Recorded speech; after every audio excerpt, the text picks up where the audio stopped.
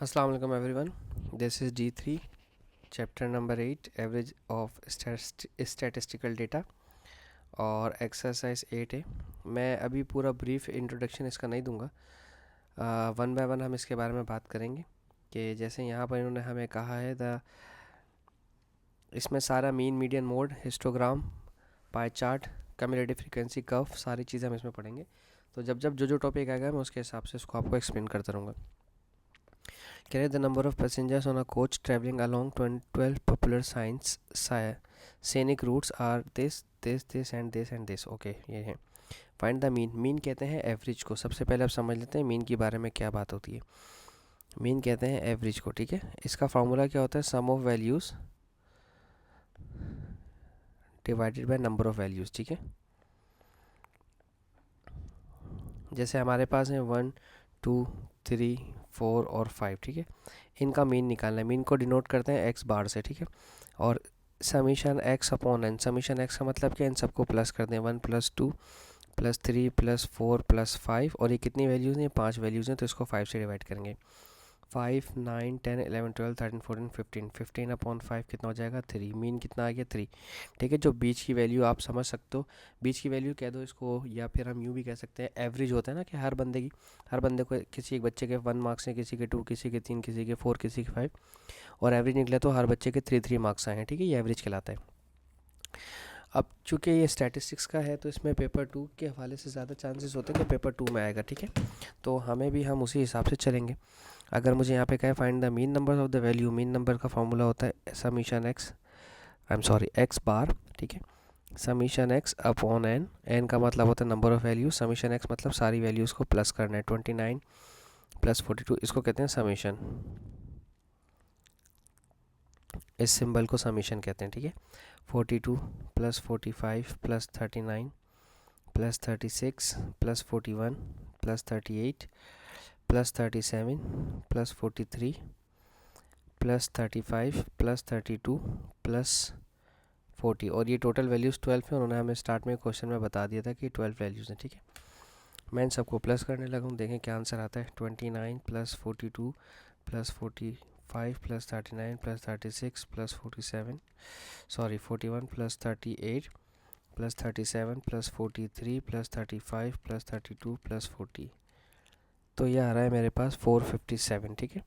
बार बार plus करके देखिएगा, एक आध एरर सारा सवाल गलत हो जाएगा, ठीक है। 2 दफ़ा कैलकुलेशन करके देखिएगा आप। 457 डिवाइड बाई 12, ये आ रहा है हमारे पास 38.08, ठीक है। 38.08। अच्छा, अब सवाल ये पैदा होता है कि हमें इसे कितने डिजिट्स में आंसर देना होता है। हमें इसे 3 सिग्निफिकेंस में देना होगा, ठीक है। 38.08 जो 1 हो जाएगा, और आप यहाँ लिखेंगे 2 3 सिग्निफिकेंस फिगर, ठीक है। ये सवाल भी इंपॉर्टेंट है कि हमें कितने डिजिट में इसको आंसर देना होता है, ठीक है। ये हो गया क्वेश्चन नंबर 1। अब हम देखते हैं नंबर 2। इसका नंबर 2 में जो बात होगी हम उसके हिसाब से उसे डिफाइन करेंगे कि नंबर 2 में क्या बात हो रही है और क्या डेटा पूछा जा रहा है।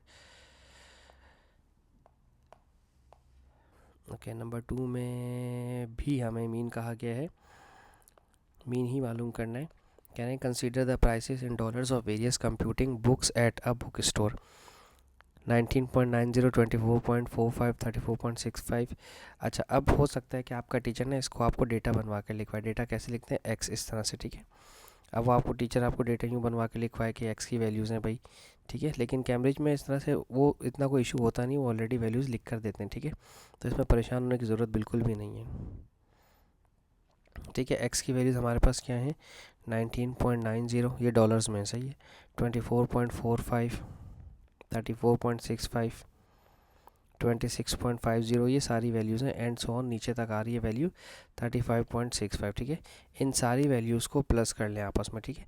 चूँकि टाइम बचाना चाह रहा हूँ मैं, इसलिए सिर्फ आपका टाइम वेस्ट नहीं करना चाह रहा, मैं मैक्सिमम नंबर्स ऑफ क्वेश्चंस करवाना चाह रहा हूँ। समीशन एक्स का मतलब इन सारी वैल्यूज़ को प्लस करें, और एन का मतलब डिवाइडेड बाय नंबर वैल्यूज़। कितनी वैल्यूज़ हैं ये? 1 2 3 4 5 6 7 8 9 10, ये 10 है, तो हम उसको 10 से डिवाइड करवाएंगे, ठीक है। पहले मैं सम ऑफ वैल्यूज़ निकाल लेता हूँ इसका। 19.90 + 24.45 + 34.65 + 26.50 + 44.05 + 38.95 + 56.40 प्लस 48.75 प्लस 29.30 प्लस 35.65। ठीक है जी, मैथ सर आ रहा है, मैंने कहीं कोई वैल्यू प्लस करने में गलती कर दी है। 38.95 के बाद प्लस दबाना भूल गया था, तो ये आ रहा है मेरे पास, आ रहा है 358.6। मैं एक दफ़ा दोबारा चेक करूँगा इसको। ठीक है, 358.6, क्योंकि ये इतनी बड़ी वैल्यूज़ हैं, ऐड करने में गलती हो सकती है। डिवाइड बाय 10 करेंगे तो डेसिमल में आंसर आएगा हमारे पास 35.86, 35.86। ठीक है, सिर्फ आपको अब कैलकुलेटर का इस्तेमाल बहुत अच्छे से आना चाहिए। ठीक है, और ये डॉलर्स में हमारे पास। ठीक है, ये हो गया हमारा क्वेश्चन नंबर 2। अब हम देखते हैं क्वेश्चन नंबर 3। क्वेश्चन नंबर 3 में क्या बात हो रही है।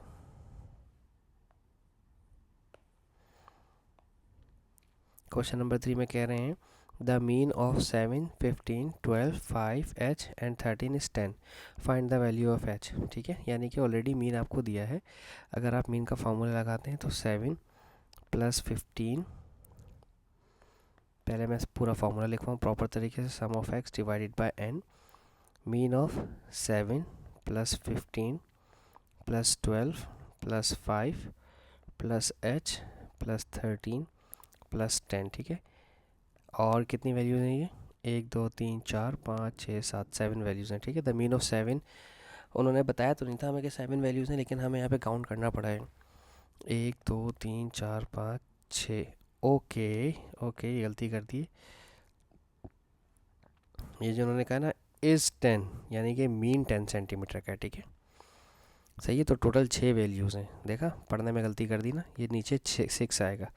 ठीक है, क्योंकि रीज़न ये है उसकी, देखें ये एक वैल्यू है, ये 1 2 3 4 5 एंड 6। इस 10 का मतलब ये है कि इन सारी वैल्यूज़ का, इन 6 वैल्यूज़ का जो मीन है वो 10 आ रहा है ऑलरेडी। ठीक है, यहाँ पर मीन निकालना नहीं है, मीन उन्होंने ऑलरेडी दे दिया है। उस गिवन मीन की मदद से आपको बतानी है कि 6th वैल्यू कौन सी है।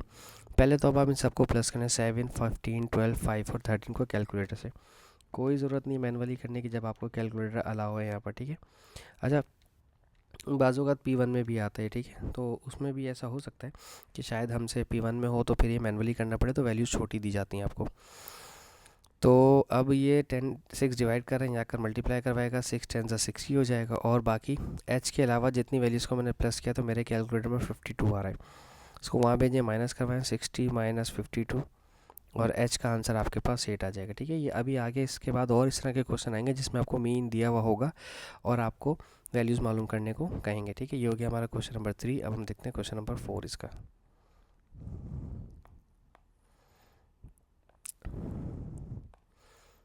फोर में क्या कहा जा रहा है, the mean mass of 5 boys is 62। ठीक है, अब मीन मास ऑफ 5 बॉयज़, यानी कि 5 बॉयज़, यहाँ सबस्क्रिप्ट में छोटा सा 5 लिख दूंगा, उसका मीन ऑलरेडी दिया हुआ 62 kg। ठीक है,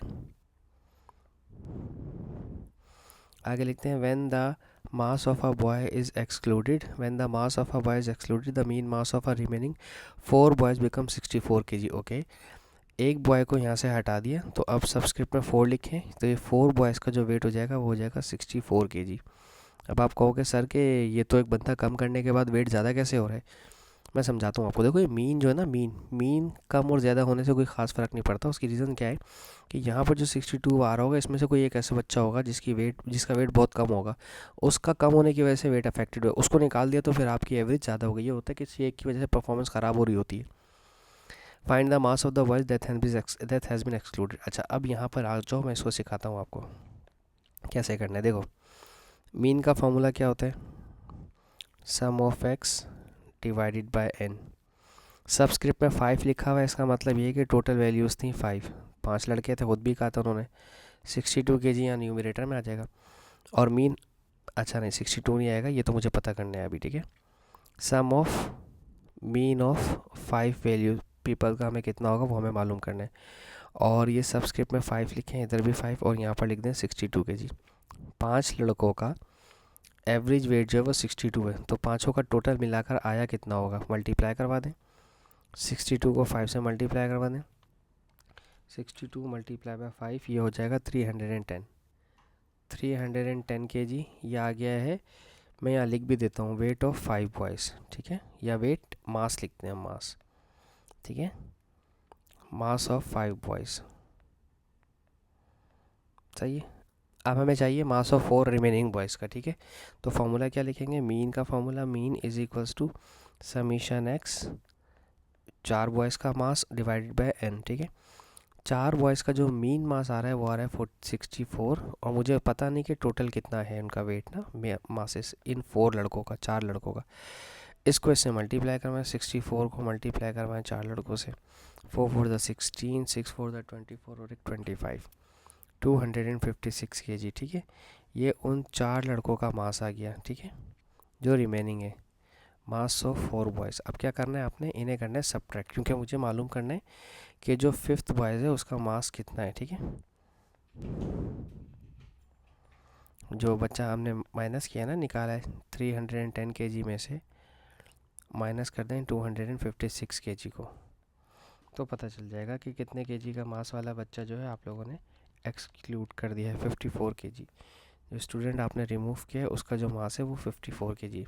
इस तरह के मीन के क्वेश्चंस आपके पास आते रहेंगे, उसके हिसाब से आपने रिक्वायरमेंट के हिसाब से आपने अपने क्वेश्चन को सॉल्व करना है। होप सो मैं आपको समझाने में कामयाब रहूँ। Thank you so much for watching my channel. अल्लाह हाफिज़।